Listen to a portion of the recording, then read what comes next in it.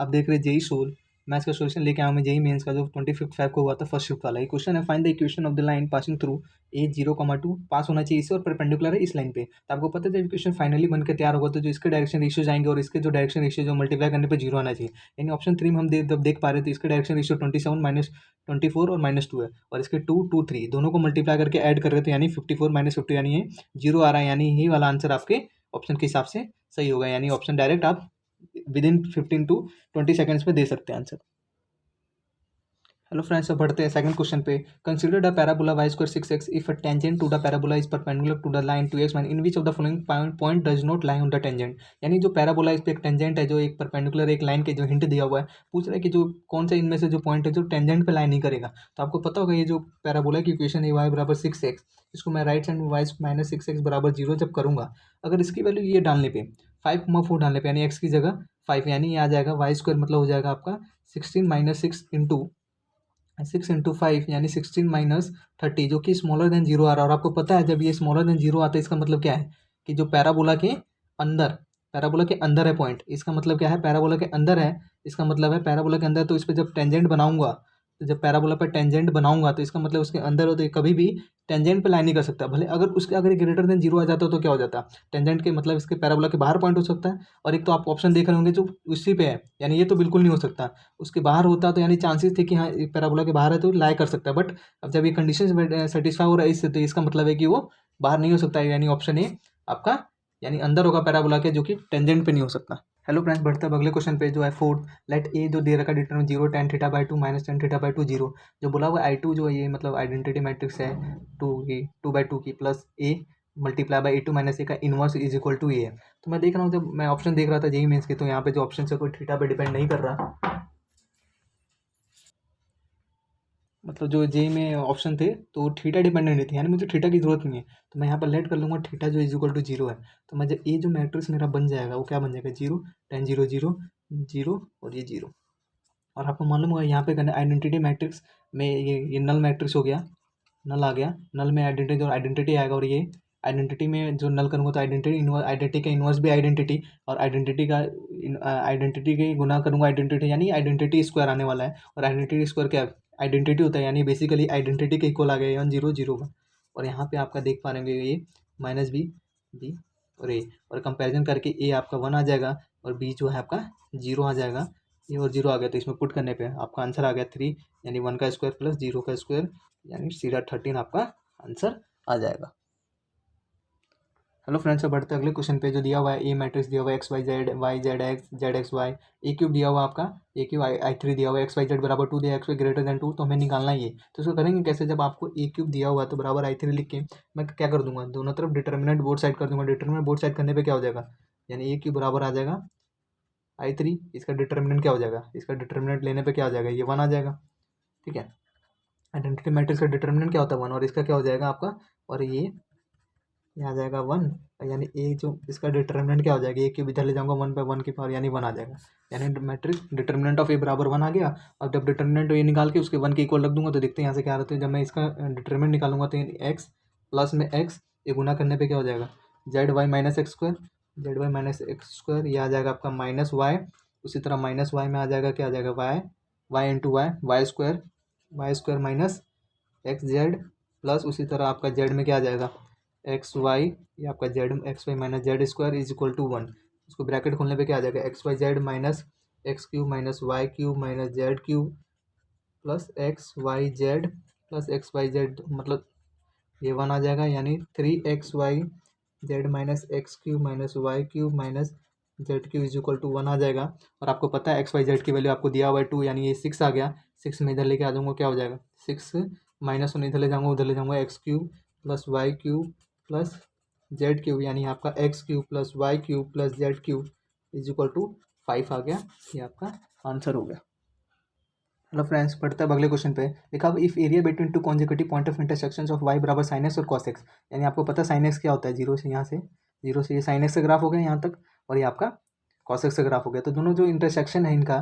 तो उनका जो इंटरसेक्शन जो हो रहा है बिटवीन टू कॉन्जिक्यूटिव इंटरसेक्शन, जो पहले के दो कॉन्जिक्यूटिव जहाँ पे जो इंटरसेक्शन हो रहा है उनके बीच के एरिया को क्या बोल दिया उन्होंने, ए बोल दिया, और पूछा आपको ए की पावर 4, यानी इसका एरिया क्या होगा। अगर मैं देखूँ तो ये कहाँ पे मीट करते हैं, ये पाई बाय 4 पे,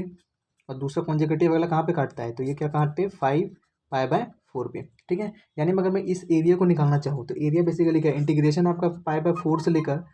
5 पाई/4, 5 पाई/4 साइन एक्स कहाँ से, पाई/4 से लेकर 5 पाई/4 तक sine x minus sine x में तो आपका ये पूरा ग्राफ आ गया, पूरा ये नीचे तक, उसमें ये एक्स्ट्रा जो आ रहा है इसका किसका आ रहा है, ये कॉस एक्स का, यानी कॉस एक्स का मैं माइनस कर दूंगा। और ये, और जब इसको आप माइनस करके निकालिएगा तो आंसर आपका आ जाएगा 2√2। और डायरेक्ट भी याद होना चाहिए आपको, ये तो डायरेक्ट याद ही होता है कि ये जो इसका ये कॉन्जिक्यूटिव जो फर्स्ट आता है 2√2 आता है, यानी ए बराबर 2√2 हो गया, तो ए की पावर 4 कितना होगा, इसको मैं 2√2 की पावर 4 से मल्टीप्लाई कर दूंगा, क्या आ जाएगा, इसको मल्टीप्लाई करने पर आपका 64 आंसर आ जाएगा।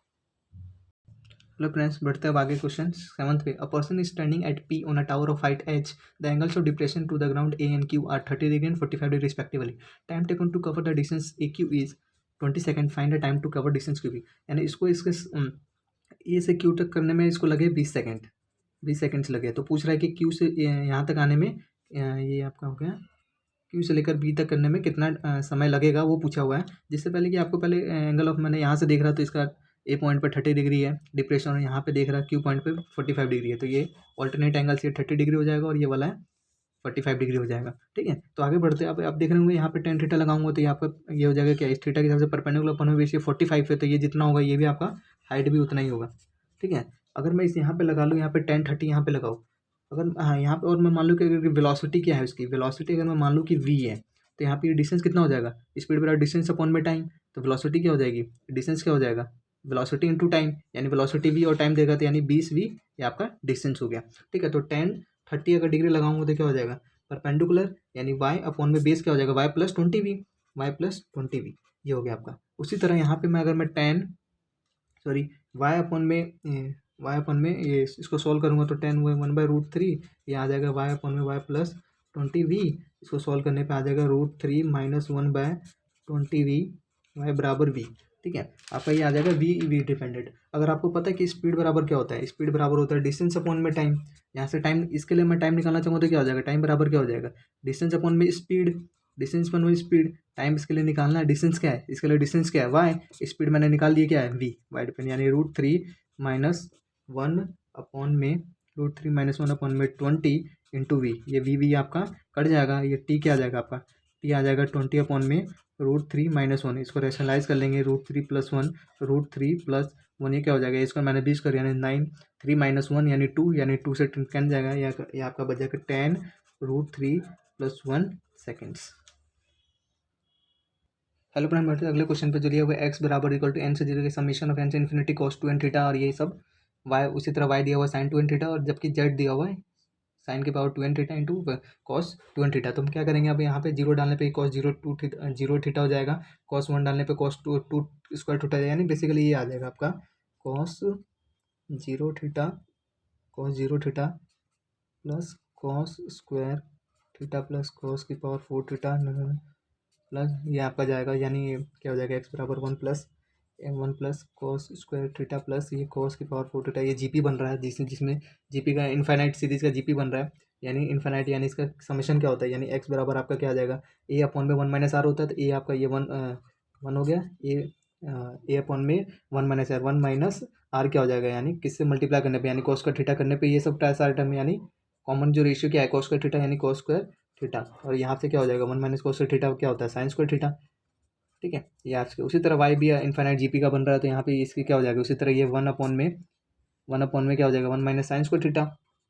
और ये आपका 1/cos स्क्वायर थीटा बन जाएगा। उसी तरह z आपका क्या बन जाएगा, वहाँ पे भी सेम आ रहा होगा, इनफाइनाइट जीपी का बन रहा है 1 ले जाने के बाद, तो इसका समीशन क्या आ जाएगा, समीशन क्या हो जाएगा इनफाइनाइट तक, यानी a अपॉन में इसका भी 1 आ जाएगा पहला, अपॉन में a - r, 1 - r, तो 1 - r क्या हो जाएगा, और यहाँ पे क्या है कॉमन ये, यानी sine square theta into cos square theta. बस आपको पता चल गया z बराबर साइन थीटा और कॉस स्क्वायर थीटा की यहाँ से वैल्यू निकाल लीजिए। साइन स्क्वायर थीटा की वैल्यू क्या हो जाएगी 1/x, और उसकी क्या हो जाएगी 1/y, यानी 1 -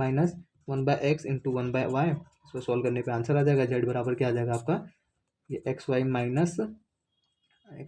1 अपॉन में x y, या क्या आ जाएगा आपको ऊपर चला जाएगा, यानी z इज इक्वल टू क्या हो जाएगा xy अपॉन में xy - 1, इसको मल्टीप्लाई करने पे क्या आ जाएगा, ये xyz - z is equal to xy, यानी xyz इज इक्वल टू क्या हो जाएगा xy प्लस इधर जेड वाला उधर आके जेड, यानी आपका आंसर ये आ जाएगा और आपके फर्स्ट ऑप्शन से मैच कर जाएगा।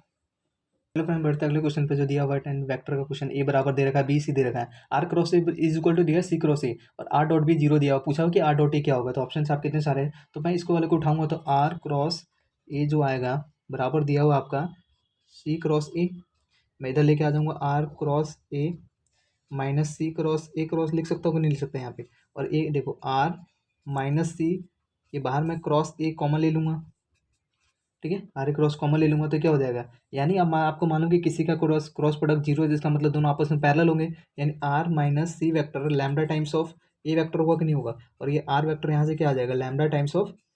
ए वेक्टर प्लस सी वेक्टर, ठीक है, एक इंटू आपको ये मिल गया। और आर वेक्टर का बी से क्या दे रखा है डॉट जीरो दे रखा है, यानी आर डॉट बी जीरो दे रखा है, यानी R dot B is equal to zero दे रखा है, यानी लैम्डा टाइम्स ऑफ, इसको मैं बी वेक्टर से कर दूंगा, यानी lambda times of A dot B plus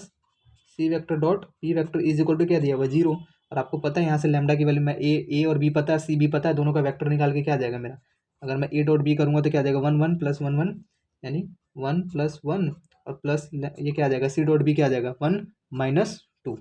यानी वन माइनस टू, ये लैम्डा यहाँ से आपका क्या आ जाएगा हाफ।